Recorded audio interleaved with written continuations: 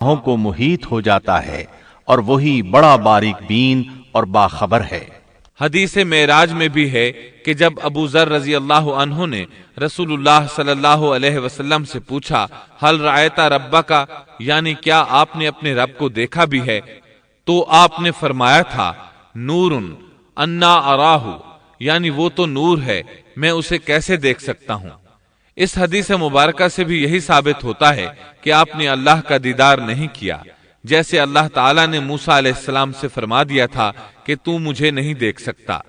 ابو موسیٰ اشعری رضی اللہ عنہ سے مروی ایک روایت میں ہے کہ نبی اکرم صلی اللہ علیہ وسلم نے فرمایا حجابه النور وفي رواية النار لو كشفها لأحرقت سبحات وجهه ما انتهى إليه بصره من خلقه، اس کا تو کسی کی نگاہ بھی احاطہ نہیں کر سکتی، اور وہ سب نگاہوں کو محیط ہو جاتا ہے، اور وہی بڑا باریک بین اور باخبر ہے۔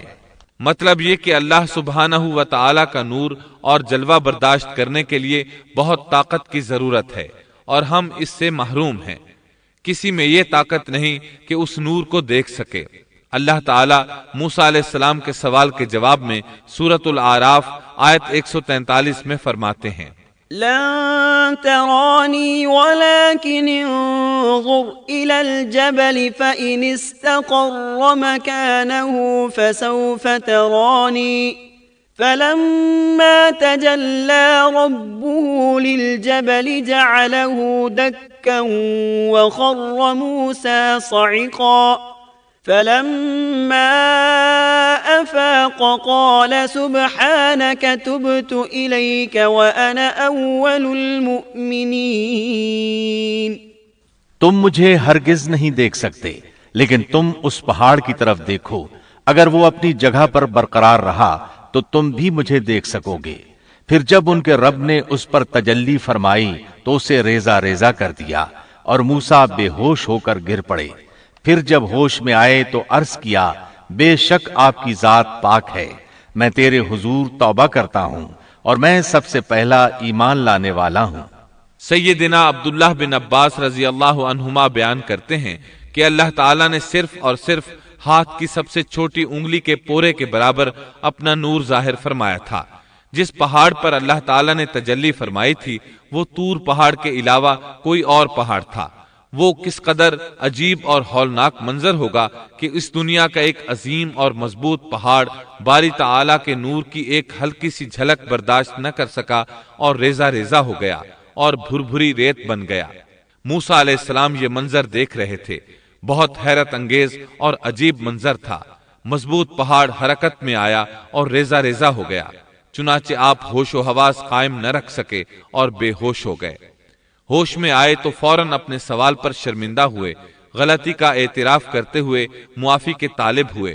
جواب میں اللہ تعالیٰ نے فرمایا قال يا موسى إني اصطفيتك على الناس برسالاتي وبكلامي فخذ ما آتيتك وكن من الشاكرين۔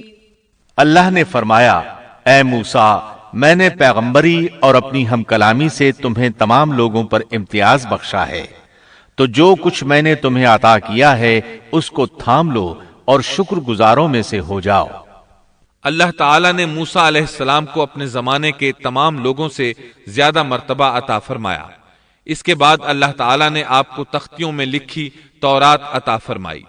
اللہ تعالیٰ سورۃ الاعراف آیت 145 میں فرماتے ہیں وَكَتَبْنَا لَهُ فِي الْأَلْوَاحِ مِن كُلِّ شَيْءٍ مَوْعِظَةً وَتَفْصِيلًا لِكُلِّ شَيْءٍ فَخُذْهَا بِقُوَّةٍ وَأْمُرْ قَوْمَكَ يَأْخُذُوا بِأَحْسَنِهَا سَأُرِيكُمْ دَارَ الْفَاسِقِينَ۔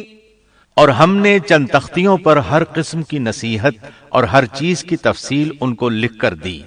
تم ان کو قوت کے ساتھ پکڑ لو اور اپنی قوم کو حکم کرو کہ ان کے اچھے اچھے احکام پر عمل کریں، अन करीब मैं तुम लोगों को इन फासिकों का घर दिखलाऊंगा। ये तख्तियां किस चीज की थीं, इसके मुतालिक कोई मरफू बात साबित नहीं। अलबत्ता मुफस्सिरीन के मुख्तलिफ अक़वाल हैं। बाज कहते हैं ये तख्तियां जवाहिर की थीं और बाज कहते हैं कि ये तख्तियां पत्थर की थीं। मूसा अलैहिस्सलाम ने 40 दिनों में तौरात के अंदर लिखे हुए अल्लाह के अहकामात अख्ज़ कर लिए। उधर मूसा अलैहिस्सलाम का उनकी कौम इंतजार कर रही थी। इस दौरान वो एक आजमाइश में मुब्तला हो गए। अल्लाह ताला सूरह ताहा आयत 85 में फरमाते हैं, قال فإنا قد فتنا قومك من بعدك وأضلهم السامري फरमाया हमने तेरी कौम को तेरे पीछे आजमाइश में डाल दिया और इन्हें सामरी ने बहका दिया। मूसा अलैहिस्सलाम की गैर हाजिरी में वो एक शख्स की पैरवी करते हुए गुमराह हो गए और उनकी गुमराही का सबब बनने वाला शख्स सामरी था। अल्लाह से मुलाकात की मुद्दत पूरी करने के बाद मूसा अलैहिस्सलाम ने वाज़ो नसीहत से भरपूर तख्तियां उठा ली।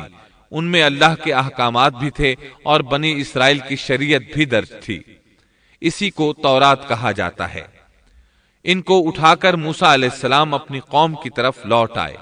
इस मौके पर अल्लाह ताला सूरह तौहा आयत 86 में फरमाते हैं, فرجع موسى إلى قومه غضبان أسفا बस मूसा निहायत गजबनाक होकर रंज के साथ वापस लौटे।